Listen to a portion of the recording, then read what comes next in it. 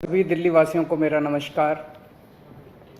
पिछले 1 साल से जब से कोरोना शुरू हुआ है, मैं समय समय पे आपके बीच में आके सभी तथ्यों को, परिस्थितियों को ईमानदारी के साथ आपके सामने रखता रहा हूँ, आपसे चर्चा करता रहा हूँ। एक चीज़ हम लोगों ने हमेशा गांठ बांध के रखी, आपको कभी गलत तथ्य नहीं दिए, आपसे कभी झूठ नहीं बोला, जो था आपके सामने रख दिया।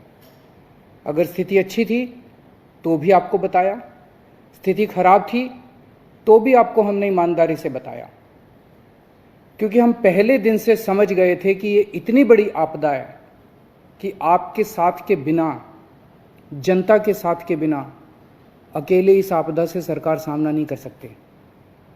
जनता का सहयोग और जनता की सहभागिता इस पूरे संघर्ष में बेहद ज़रूरी है।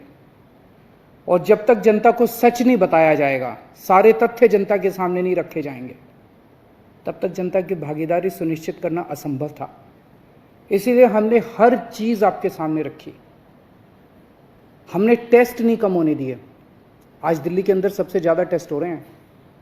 मैं तो ये कहूँगा कि अगर प्रति 10 लाख की पॉपुलेशन पे देखा जाए तो शायद पूरी दुनिया में सबसे ज़्यादा टेस्ट दिल्ली में हो रहे हैं। मैंने देखा कि कई जगहों पे उन्होंने टेस्ट कम कर दिए। टेस्ट कम कर दिए तो केस कम आने लग गए। इस तरह से तथ्यों के साथ कई जगह हेरफेर करने की कोशिश की गई। हमने ऐसा नहीं किया। हमने टेस्ट कम नहीं किए, उल्टे कम करने की वजह हमने दिल्ली में टेस्ट कई गुने बढ़ा दिए। आज लगभग 1 लाख टेस्ट दिल्ली में डेली हो रहे हैं। हमने मौत के आंकड़े आपसे नहीं छुपाए। जितनी मौतें होती थी हमने सब आपके सामने रखी, ईमानदारी से रखी। अगर ज़्यादा हो रही थी तो ज़्यादा बताई, कम हो रही थी तो कम बताई। कितने बेड्स हैं, कितने आईसीयू बेड्स हैं, क्या परिस्थितियां हैं, हर चीज़ आपके सामने ईमानदारी के साथ रखी। और इसी वजह से जब भी हमने कड़े निर्णय लिए, हमें आपका पूरा सहयोग मिला, दिल्ली की जनता का पूरा सहयोग मिला। मैं हमेशा कहता हूं कि हमारी दिल्ली एक परिवार है। दिल्ली के 2 करोड़ लोग एक परिवार हैं। और जब परिवार में कोई आपदा आती है तो सारे परिवार के लोग मिलकर उसका सामना करते हैं। अब भी हम सभी मिलकर इसका सामना करेंगे। पहले भी जीत हुई थी, अब भी जीत होगी। आज दिल्ली में क्या परिस्थिति है? पिछले 24 घंटे में दिल्ली में लगभग 23,500 केस आए हैं। उसके पिछले 24 घंटे में लगभग 25,500 केस आए थे। तो पिछले 3-4 दिन से रोज हम देख रहे हैं लगभग 25,000 के करीब केस आ रहे हैं। पॉजिटिविटी बहुत ज़्यादा बढ़ गई है, संक्रमण दर बहुत ज़्यादा बढ़ गई है। दिल्ली के अंदर अस्पतालों में उपलब्ध बेड्स की भारी कमी हो रही है। डेली 25-25 हज़ार अगर पेशेंट्स आएंगे तो कोई भी व्यवस्था चरमरा सकती है। दिल्ली के अंदर बेड्स की भारी कमी हो रही है। आईसीयू बेड्स दिल्ली में लगभग ख़त्म हो गए हैं। आज सुबह मैं ऐप पे देख रहा था 100 से भी कम आईसीयू बेड्स दिल्ली में बचे हैं। ऑक्सीजन की भारी कमी हो रही है। कल हमने सेंट्रल गवर्नमेंट को भी लिखा है, उनसे बातचीत चल रही है।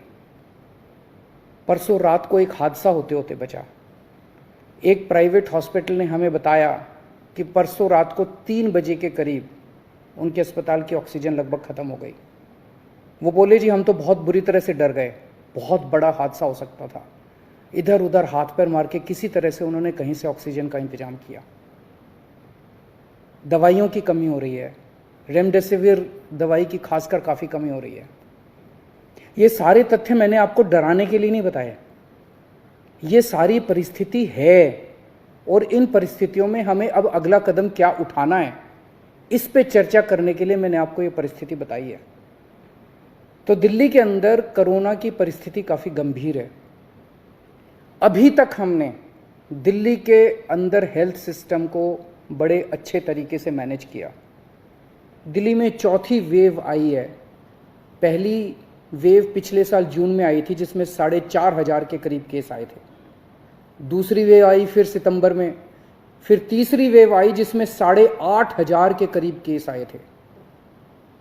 दुनिया के कई शहर ऐसे हैं, बड़े बड़े देशों के, विकसित देशों के शहर, जहाँ 6,000 केस आए तो उनका पूरा हेल्थ सिस्टम चरमरा गया, कोलैप्स कर गया। दिल्ली में 8,500 केस आए पिछली बार तीसरी वेव में, तब भी हमारा सिस्टम कोलैप्स नहीं किया, उल्टे हमने और ज़्यादा अपनी तैयारियां शुरू कर दी। आज 25,000 केस आए हैं। अब दिल्ली का हेल्थ सिस्टम अपनी सीमा तक पहुंच गया है। हमारा हेल्थ सिस्टम अब बहुत ज़्यादा तनाव में है। मैं ये नहीं कहूँगा कि हमारा हेल्थ सिस्टम अभी कोलैप्स किया है, लेकिन आज हमारा हेल्थ सिस्टम बहुत ज़्यादा तनाव में है। किसी भी हेल्थ सिस्टम की अपनी सीमाएं होती हैं। अनगिनत पेशेंट्स तो कोई भी सिस्टम नहीं ले सकता ना। किसी भी सिस्टम की अपनी सीमाएं हैं। पिछले 5 साल में आपकी सरकार ने दिल्ली में बहुत बड़े स्तर पे स्वास्थ्य के क्षेत्र में काम किया है। खूब नए हॉस्पिटल खोले हैं, मोहल्ला क्लिनिक, पॉली क्लिनिक बनाए हैं। बहुत बड़े स्तर के ऊपर स्वास्थ्य के क्षेत्र में काम हुआ है। यही कारण है कि आज 25,000 केस के ऊपर भी दिल्ली का सिस्टम चल रहा है। लेकिन अब इसके बाद अगर तुरंत कुछ कठोर कदम नहीं उठाए गए तो ये सिस्टम कोलैप्स कर सकता है। और अगर हेल्थ सिस्टम कोलैप्स कर गया तो मुझे डर है कहीं बहुत बड़ी त्रासदी ना हो जाए। जैसे मैंने बताया कि कल एक अस्पताल में ऑक्सीजन बिल्कुल ख़त्म हो गई थी और बहुत बड़ी त्रासदी होते होते बची।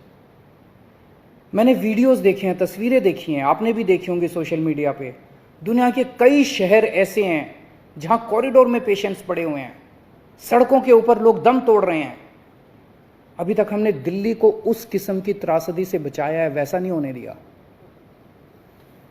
आज सुबह 11 बजे मेरी और एलजी साहब की मीटिंग हुई और इन सारे पहलुओं के ऊपर, सारी परिस्थिति के ऊपर काफ़ी विस्तार से बातचीत हुई।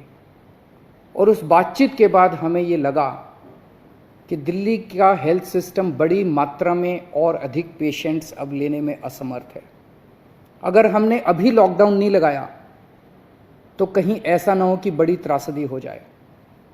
हम किसी भी हालत में दिल्ली को उस परिस्थिति में नहीं ले जाना चाहते जहां कॉरिडोर के अंदर पेशेंट्स पड़े हैं, सड़कों पे लोग दम तोड़ रहे हैं। आज सभी परिस्थितियों का जायजा लेने के बाद आपकी सरकार को ये लगता है कि दिल्ली में कुछ दिन के लिए लॉकडाउन लगाना ज़रूरी है। तो आज रात को 10 बजे से अगले सोमवार को सुबह 5 बजे तक 6 दिन के लिए दिल्ली में लॉकडाउन लगाया जा रहा है। इस दौरान जाहिर है कि जो एसेंशियल सर्विसेज हैं वो जारी रहेंगी, खाने पीने की, मेडिकल व्यवस्थाओं की वो जारी रहेंगी। ये शादियों का सीज़न है, लोगों के बड़े मुश्किल से रिश्ते बनते हैं, हम उनके रिश्ते तोड़ना नहीं चाहते। तो लोगों की शादियां संपन्न हों, लेकिन केवल 50 लोगों के गैदरिंग के साथ संपन्न हो। उसके लिए अलग से पास दिए जाएंगे।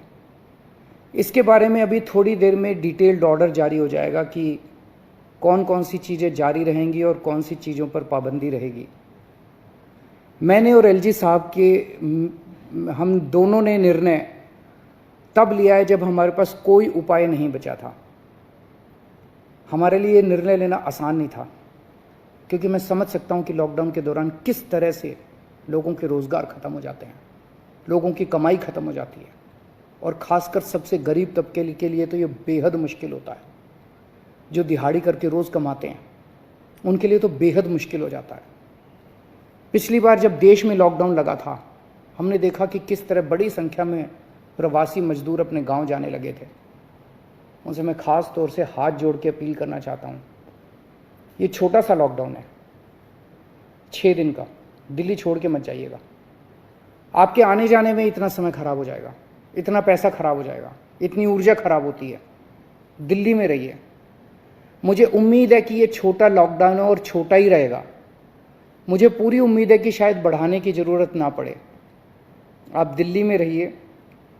यकीन मानिए, हम पूरी ईमानदारी के साथ सब मिल के लड़ेंगे तो जल्दी इस मुसीबत से छुटकारा पाएंगे। मैं आपको यकीन दिलाता हूँ, सरकार आपका पूरा ख्याल रखेगी। मैं हूँ ना, मुझ पे भरोसा रखिए। मेरी दिल्ली के सभी नागरिकों से अपील है कि ये निर्णय हमने बहुत मुश्किल से लिया है। आप सब लोग जानते हैं कि मैं लॉकडाउन के सख्त खिलाफ रहा हूँ। हमेशा से मैंने लॉकडाउन का विरोध किया है। मेरा ये मानना है कि लॉकडाउन से कोरोना ख़त्म नहीं होता, लॉकडाउन से कोरोना की स्पीड कम हो जाती है। मेरा हमेशा ये मानना है कि अगर किसी भी शहर या राज्य की स्वास्थ्य व्यवस्था अपनी सीमा तक पहुंच जाए तो लॉकडाउन लगाना ज़रूरी हो जाता है, ताकि पेशेंट्स का नंबर कम हो जाए, ताकि हेल्थ सिस्टम को और दुरुस्त किया जा सके। ये जो 6 दिन का लॉकडाउन हम लगा रहे हैं, ये जो 6 दिन हम ले रहे हैं आपसे, इन 6 दिनों के अंदर हम बहुत बड़े स्तर के ऊपर और दिल्ली में बेड्स की व्यवस्था करेंगे। केंद्र से हम मदद मांग रहे हैं, उनसे लगातार संपर्क में हैं। केंद्र सरकार हमारी मदद भी कर रही है, उसके लिए हम केंद्र सरकार के शुक्रगुजार हैं।